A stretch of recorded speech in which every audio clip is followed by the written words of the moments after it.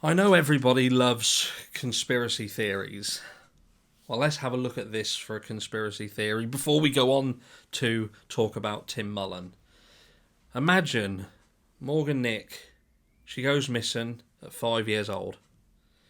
That was around 28 years ago. So she'd be in her 30s now. She may not have any recollection of her life back then. She could have grown up. She could have been taken, placed with somebody, trafficked herself.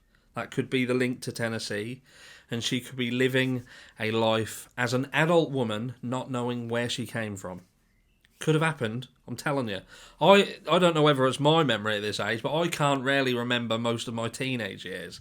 Now, that might have been because most of my teenage years I was drinking.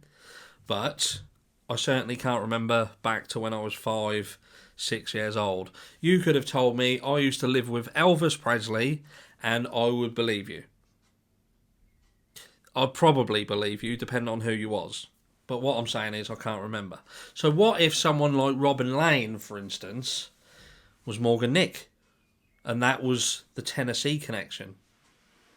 Look. They look very, very similar. This is Robin Lane and the age progressive picture of Morgan Nick. Computer generated, but don't they look similar?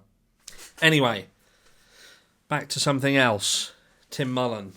Some of you will have seen the Fables, the Triatoni replay, all over IMDb. That's Internet Movie Database. It's one of the largest, if not the largest, online catalogues of films. That's where you can go on and check before you watch something and think, why the fuck did I just watch that for 2 hours? Don't do it. IMDb first. I'm telling you, it's a lifesaver, and I'd have got many hours of my life back had I found that out. So I'm doing you a favour.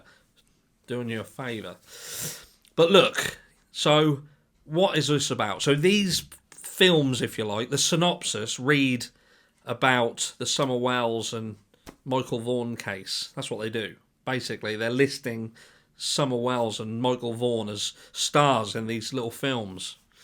And they go under the name of Joel Brown. Peter Joel Brown, one or the other. I know there's a Joel and I know there's a Brown. Anyway, it's not important because I don't believe that's a real name. And you're going to find out why. Did you know they're also doing shoes now as well? Check this out. This is shoes. They're doing shoes. And on the inside of the shoes there's pictures of in the tongues. And you can buy a trainer for $200 odd with Summer Wells' picture in it. Now, what if this guy was not who he says he is? What if this was Tim Mullen? But you'd have to kind of think, would he use words like glitch? You know, because one of them shoes is called glitch. What's that? He wrote glitch in that. That's a word that he uses. But then fables. You know, fable, that's a weird one, isn't it? Fables is almost church-like, that word. When I think of fables, I think of them fables that you get told when you was at primary school. He uses that as well. He uses the word fables as well. So Tim Mullen's using words like fables, using words like glitch and glitchy. And then you've got this site. Now, I'm not saying that's it. I'm not saying that's a loose connection at best, isn't it? But ultimately, I've studied some of the ways in which things are written, the uses of ellipsis and things like that. Did you know that word, Tim? Ellipsis? That's what you use when you write. And you wrote the same in some of your posts and in the synopsis. But look, why aren't TBI and law enforcement looking at this? Because this ain't normal. This isn't normal. You've got someone who's setting up these accounts to put fictitious film synopsises on that are naming children who are missing.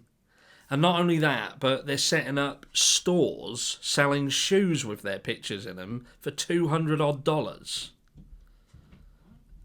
odd. I can't understand. I don't understand why law enforcement are not getting involved and doing something about it, looking into it. It's not normal. It's not right. What do you guys think? What do you guys think? Oh, and by the way, before I go, you know I'd said about the Tim Mullens. I showed you the picture, the e-fit of Tim Mullen. And we got confused between the picture and the drawing because they were so similar. Well, a little birdie told me that they had approached Tim Mullen about the Morgan Nick case. And look, I know some of you have said that the guy who was involved in that case, he's dead now. But look, this case was reinvigorated. They found that there's possible connections to Tennessee. They found that. It's not me who said it. It's law enforcement, the people with the brains, you'd hope. But they're saying it, not me. You didn't hear it here first. I heard it from someone, and I'm telling you. But they had approached him and said about this, and this was before I even mentioned it. So I weren't the person who instigated this, by the way. And do you know what Tim said? That he is innocent until he is proven guilty in a court of law. Why the fuck would you even say that? You tell me down below. Tell me. And I'll see you all in the next one.